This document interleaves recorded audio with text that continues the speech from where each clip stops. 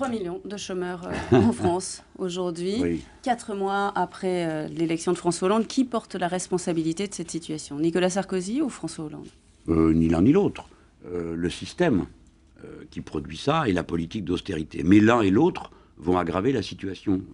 Nicolas Sarkozy a aggravé la situation et François Hollande se prépare à en faire autant et peut-être pire, puisque le plan d'austérité qu'il a prévu pour ce budget est égal au double des 2 plans d'austérité consécutifs de François Fillon. Donc ce dont nous parlons, ce ne sont pas des personnes, mais des politiques. Notre opposition n'est pas une opposition à une personne, c'est une opposition à une politique. Si c'est la même, on continue la même critique. C'est la même politique en pire, d'une certaine façon. Oui, j'ai dit en pire, puisqu'on passe de 17 milliards d'euros de prélèvements sur le budget de l'État à 30.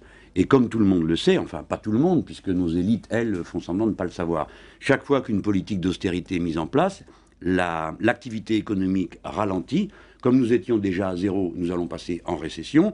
Quand nous passons en récession, les coûts sociaux augmentent parce qu'il y a l'indemnisation du chômage qui explose. Donc pardon, mais j'aimerais que, est-ce que tout le monde a bien compris? Je vous annonce que nous sommes en train d'entrer dans un cercle vicieux dont la démonstration a été apportée dans toute l'Europe et que, nonobstant cette évidence, le gouvernement de Jean-Marc Ayrault persiste et signe.